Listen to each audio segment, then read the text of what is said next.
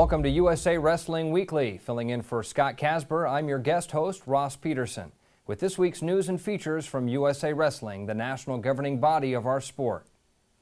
We start this week in New York City, where the Rumble on the Rails will take place in just a matter of hours at historic Grand Central Terminal. Unfortunately, because of our program's deadline, we will not be able to provide any of the coverage from this event between USA, Iran, and Russia until next week's show. We did, however, capture the Rumble on the Rails press conference on February 14th at United Nations, where media from around the globe came to meet the athletes from the USA, Russia, and Iran, in addition to the leaders of our sport. FILA President Nenad Lalovic opened the conference by welcoming everyone in attendance. And thank you to the many people in this room that have supported me and the organization I am proud to represent, the FILA. I'm honored to be here in New York City to attend today's event at the United Nations and tomorrow's Beat the Streets fundraiser at Grand Central Terminal. The United States, along with the other 176 national federations of wrestling, are sharing in the passion of World Wrestling Month, and the Rumble on the Rails will certainly be one of the highlights. Beat the Streets New York chairman and Olympic wrestling spokesman Mike Novogratz talked about the event. Grand Central is a neat place to wrestle. You know, we've been trying to do this for the last 4 years, and the thought was, how do we inject energy into this sport? We had a match on the Intrepid. It was wonderful. Last 2 years, Times Square, the Russians came, and we had wonderful energy. And I think the sport of wrestling by itself is awesome, but often needs to be showcased better. USA Wrestling Executive Director Rich Bender talked about the Save Olympic Wrestling campaign, made up of international federations who are working to retain our sport in the Olympics. The International Olympic Committee provided us with an opportunity to take back our sport, to make changes to the governance, the rules, and the way the sport is presented that will hopefully provide a solid foundation for wrestlers for many years to come to dream that amazing dream. Iranian coach Razul Kadem addressed the media, as well as Russian team leader Christakis Alexandridis. USA Wrestling National Freestyle coach Zeke Jones talked about his team in New York. There's two good teams that we're going to be wrestling tomorrow. Thinking about the Iranian team, they have 4 medalists in their lineup, world and Olympic medalists. They have a very good team. They kicked our butts pretty good at the World Cup in February. And so, you know, we've made some adjustments, and I think we're in a place where we can compete with them tomorrow. Obviously, the Russian team, #1 wrestling team in the world, right? National Greco-Roman coach Steve Frazier talked about being a part of this historic event. Gosh, just driving over here today, it was so exciting. New York City, to have this event in New York City, the Greco-Roman, the U.S. Greco-Roman team is so excited to be on the program. The city just oozing with energy as we come over here, the hustle and bustle, it's so exciting to be here. Following the press conference, members of all 3 teams were introduced before weighing in and shaking the hands of their opponents. Media outlets from around the world captured the event and shared it with the world, adding to the anticipation of the international competition. After the press conference, there was a special luncheon for the United Nations Press Corps with the leaders from the Keep Olympic Wrestling movement. We'll bring you footage from that event on next week's program. The first major event of the World Wrestling Month, held in the United States, was a great success as the 2013 Kirby Cup was hosted in LaGrange, Illinois. That's where top international Greco-Roman teams came together for a highly competitive dual meet tournament in honor of the late Greco-Roman Team USA member Jacob Kirby. The competition was very evenly matched. The United States started the day with a 4-3 win over Hungary, with victories coming from Spenser Mango at 121 pounds, Joe Betterman at 132 pounds, Ben Provisor at 163 pounds, and Jordan Holm at 185 pounds. Perhaps the biggest win came from Mango, who stopped bronze medalist Peter Modas with a score of 1-0, 1-0. Next up for Team USA came Serbia, and the Americans came out on top again by a score of 4-3. Mango scored a pin over Nikola Markovic to start the U.S. off strong. Provisor and Holm followed with victories of their own, and then heavyweight David Arndt sealed the U.S. win, stopping Valehe Govedarica 4-0, 7-0.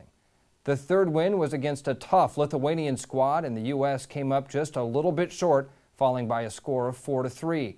Wins for the U.S. once again came from Mango and Holm, and a pin from Joe Betterman over Arturas Mikasevskis at 132 pounds.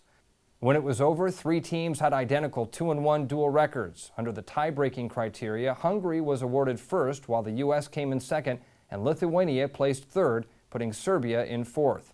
National Greco-Roman coach Steve Frazier talked about the U.S. team effort. Overall, I thought this day was a great day for us. We got some great matches in. All three of these teams are very strong, so we had to wrestle hard to beat Hungary and Serbia. Lithuania beat us, but two real close matches. Two-time Olympian Spenser Mango had a perfect 3-0 record at 125 pounds. Overall, I felt pretty good. I came out there every match and, kind of wrestled my pace, tried to open the guys up and, make them wrestle, and had the crowd behind us today, so that's always nice. Jordan Holm also went undefeated on the tournament at 185 pounds. I try to look at this like a tournament, like a bracketed tournament, kind of in preparation, hopefully to make it to the World Championships this year. I thought most coaches would tell you take it one match at a time, and that's what my focus was. And I'm thankful, I feel blessed that it turned out the way it did. You're watching USA Wrestling Weekly.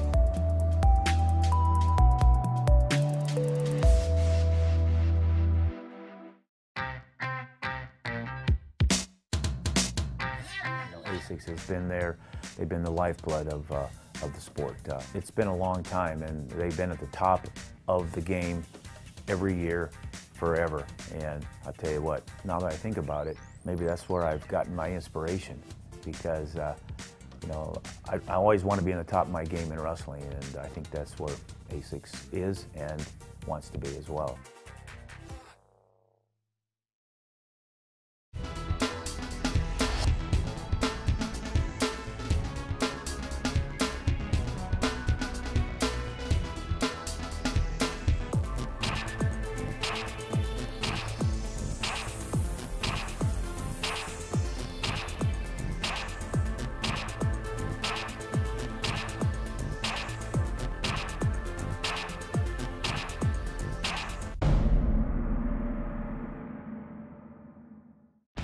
The 2013 World Team Trials for both juniors and seniors will be held June 20th through the 23rd in Stillwater, Oklahoma. This is your chance to see national champs, world medalists, Olympians, all competing to see who will represent the U.S. at the World Championships in Budapest, Hungary, and the FILA Junior World Championships in Sofia, Bulgaria.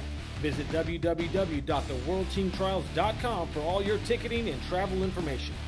ASICS is the proud sponsor of USA Wrestling's national teams.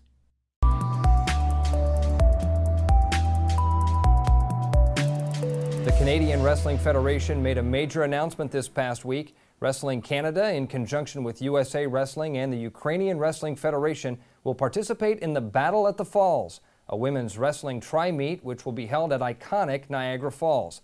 The event will take place on May 31st, the final day of World Wrestling Month.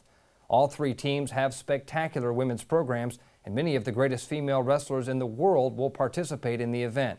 We'll bring you complete lineups for the event in coming episodes, so remember to mark your calendar for May 31st for the Battle at the Falls.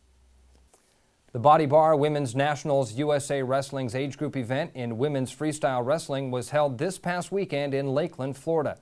The FILA Junior Nationals acted as the qualifying tournament for the FILA Junior World Championships in Sofia, Bulgaria, which will take place in August. The U.S. will send an experienced team with 6 of the 8 champions from last year repeating again this year. Notable wins from the U.S. came from two-time Junior World Bronze medalist Erin Golston of New York, who made her 4th straight Junior World team. She dominated Aline Somera in the final series, scoring a technical fall and a pin at 97 pounds. I felt I wrestled really well. I was able to hit everything that I wanted and what I've been working on in practice, so I'm just going to keep moving forward. Winning the Outstanding Wrestler Award was another repeat Junior World Team member, Haley Agello, who was the champion at 112 pounds. She dominated the final series, beating Samantha Klingel with a fall and a technical fall. The last couple months I've been putting in a lot of work. This is the tournament I've been working for and building up for and trying to peak for. So I think just the way my training worked out and the way I peaked for this tournament, it just all worked out. Another repeat performance came from Sarah Hildebrand at 121 pounds. She defeated her King College teammate Kayla Bredlinger in the finals in 2 straight matches. Today, actually, I'm pretty proud of how I wrestled. For me, lately, the mental part of wrestling is what I've been trying to overcome, so I was just trying to stay calm today, and I think I did a pretty good job. Jenna Burkert is now a 3-time Junior World Team member at 130 pounds. She was the only champion who needed 3 matches to win her final series.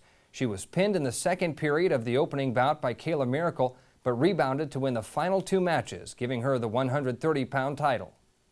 I think the biggest thing for me is when something happens, doesn't go my way, I tend to get upset about it. So the biggest thing was overcoming adversity. Like, I knew I was going to be the world team member, just how hard I was going to make it on myself.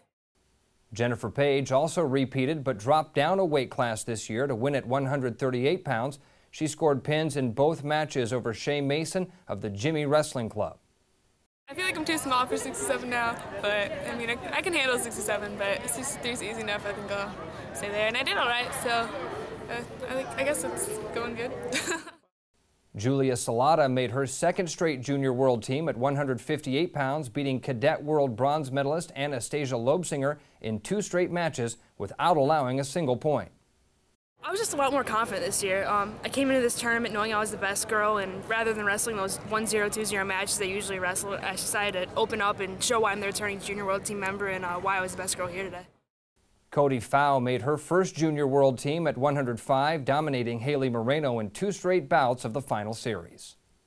I wasn't cutting for another tournament. That was a big part. That was what I did last year, and I shouldn't have done it. But this year, I came out strong, and I had a really good day.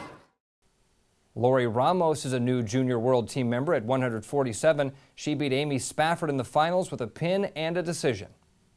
This is my first time winning Junior Worlds, and especially coming into the finals, I was just so nervous just having this opportunity. Like, it meant so much to me. I was wrestling with a lot of emotion, but I overcame that and came up on top. So I think overall I wrestled well. Winning the 79.5-pound weight class, which is not a FILA Junior World Championship weight, was Darcy Manning O'Brien of Missouri Baptist Wrestling. The Body Bar FILA Cadet National Championships acted as the qualifier for the Cadet Worlds in Serbia, which will also take place in August. Repeating as champion at 108 pounds was Cadence Lee, who won her best-of-3 series over Caitlin Fitzpatrick of WOW with pins at 113 and 33 second mark. I'm really excited to wrestle this year. I actually went to the World Championships last year, and I didn't do as well as I wanted to, and hopefully this year I'll do better. Repeating for the 3rd straight time were the Doi twins, Marina at 83 pounds and Regina at 88 pounds. Both were uncontested. Last year at the Cadet World Championships, Marina was a world champion while Regina placed 5th. This year we took off, we quit folk style just to train on freestyle, and that definitely made us improve in our skills because with all these camps that we were going to that Sari had set up, and with Sweden we actually took first, so you can see an improvement. I love wrestling people from other countries. It's a lot different, and you wrestle differently against them, and I mean, I wish we had people to wrestle here, but I can't control who comes and who doesn't come. Also repeating was Alyssa LaFrancis at 154 pounds, who moved up from 143 last year. She swept her championship series over Autumn Rue in 2 straight bouts. Claiming the Outstanding Wrestler Award at the event was Tesha Alo, who defeated returning FILA Cadet World Team member Kayla Miracle in 2 straight matches of the final series. Winning her 2nd national title of the year was Becca Leathers of Choctaw Wrestling, who was the champion at 132 pounds. Leathers defeated Maya Nelson of Rhino Sport Gallery in 2 straight. She also won the USA Wrestling Folk Style Nationals on the junior level earlier this year. It's really just an honor. I mean, representing not only my state now, but the entire country, and going and traveling and showing everybody what USA is about. Yeah, I feel I wrestled very smart today and improving, just practicing all the time, going further away from my home to travel and practice and just get better all the time.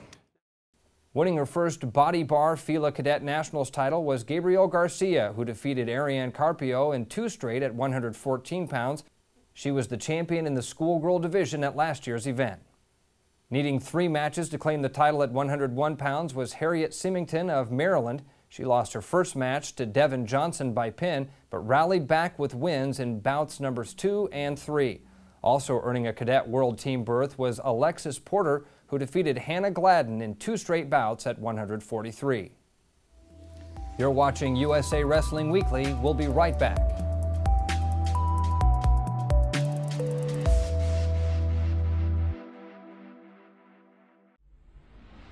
Wrestlers, are you ready for the next step? USA Wrestling challenges you to test your skills at the USA Wrestling Clifton Athletic Folkstyle Nationals. Become a national champion. Head to the Unidome in Cedar Falls, Iowa on April 5th and 6th to compete against the best wrestlers in the country. Last year's event featured 1,200 cadet and junior wrestlers from 32 states on 26 mats. For more information about this event and other tournaments, visit usawrestlingevents.com.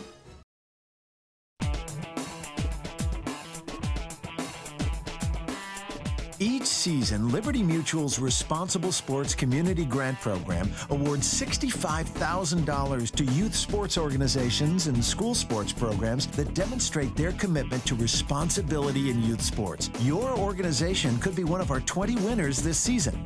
It's easy. Simply visit responsiblesports.com and click on the Community Grant Program. Administrators register their organization with the program, then reach out to rally parents, coaches, and team supporters to log on and review either the Responsible Sports Parenting or Responsible Coaching Guide. Then complete the quiz and showcase your mastery of the concepts. Every successfully passed quiz is worth a point that you can credit to your favorite youth sports organization or school sports program. Connect with friends, family, and neighbors to rally more support. The teams and schools with the most points at the end of the grant period win. It's that simple. Watch the leaderboard throughout the grant season, then rally more of your supporters to increase your totals. Liberty Mutual is committed to celebrating and championing youth sports and to financially supporting organizations that demonstrate their commitment to responsible sports. Join the movement and start earning points toward your community grant.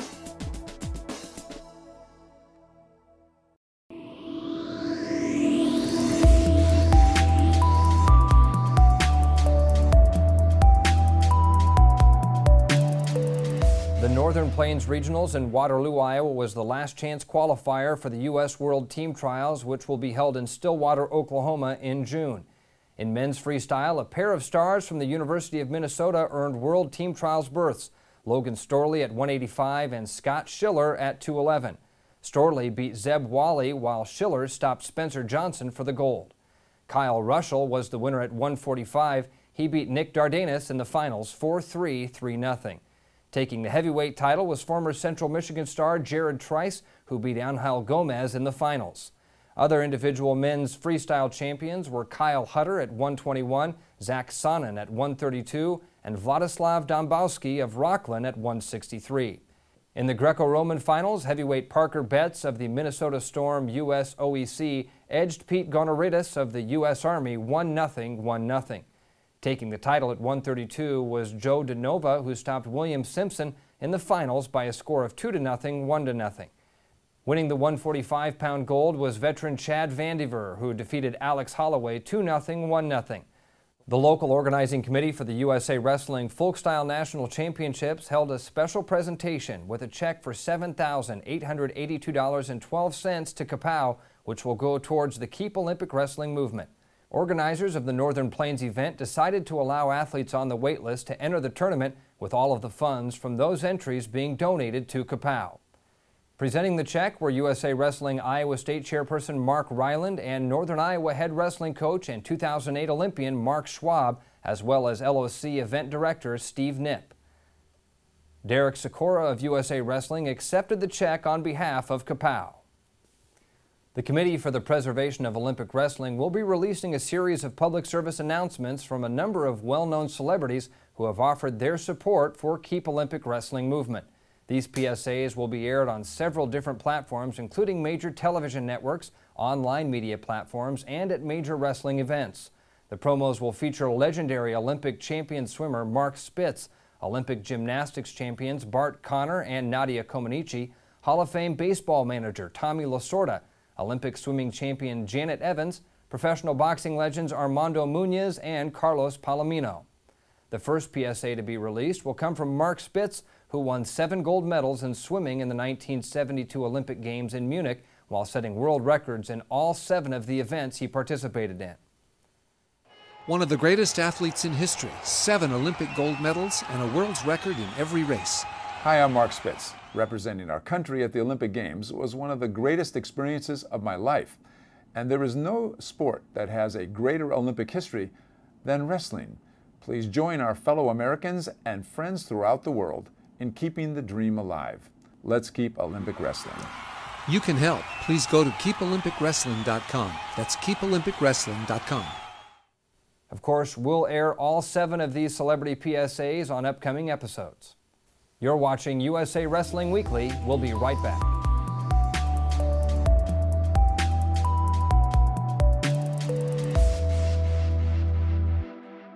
There comes a point in your life that determines who you are, whether you will lead or follow, whether you will fight or give in, whether you will win or lose, and what you will count as your victory.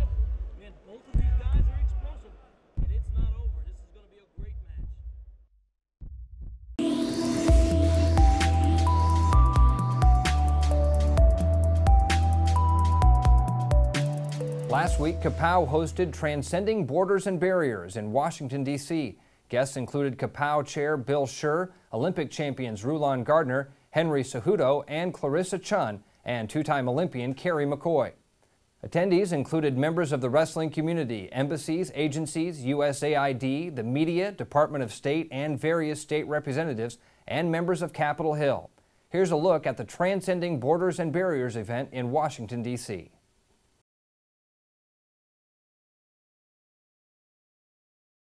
Growing up in humble environments, there's only 2 ways: I'll either make it or you don't, and I made it. The sport transcends generations, religions, every aspect of life. So it's not about a paycheck. It's not about fame and glory. It's about going out and competing to be the best you can be. I went from being on a team with just me and another girl the first year to 15 girls coming out the next year.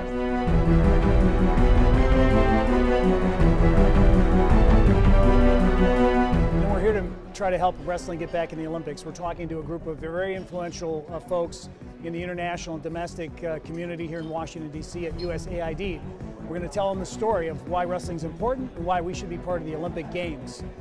This would be a travesty to lose Olympic wrestling. How could they even think about it? This sport is something special and something that's worth keeping in the Olympic Games. Wrestling has just given me so much, and I can't imagine no wrestling in the Olympics. My dream came true. Not about winning gold medals, it's about walking in and representing your country. We embody Olympic ideals. We are the spirit of the Games from the original Games until today, and we deserve to be part of the Games, and it's important for the Olympics that we're part of the Games.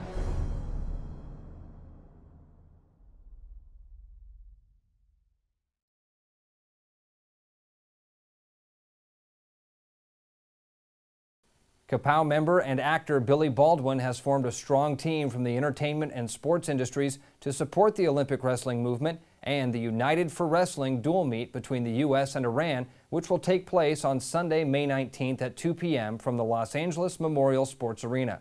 Baldwin has gained the endorsements of his brother Alec Baldwin and other famous actors like Ashton Kutcher, Matthew Modine, Nate Parker, Mark Ruffalo, Channing Tatum, Steve Buscemi, and Tom Arnold. Comedian Jay Moore, entertainment show host Mario Lopez, MMA athletes Chael Sonnen and Randy Couture, and former NFL player Mike Golick, who will all join him in the mission to keep wrestling as a core sport in the Olympic Games, while many of those listed will be on hand to watch the United for Wrestling event later this week. It's time for the USA Wrestling Photo of the Week. The pictures are sent in by wrestling families and fans from around the country and are also being considered for the photo contest page in USA Wrestler magazine and on the USA Wrestling Facebook page. This week, our photo of the week comes from the French Wrestling Federation, who sent us this picture of young French wrestlers forming a heart on the wrestling mat, embracing the letters J-O, which stands for Jeux Olympiques, the French words for Olympic Games. Have your photographs considered for our photo contest simply by emailing to our friend Gary Abbott at gabbott@usawrestling.org. That'll do it for this week's show. From all of us here at USA Wrestling, I'm Ross Peterson, sitting in for Scott Casper. Thanks for watching.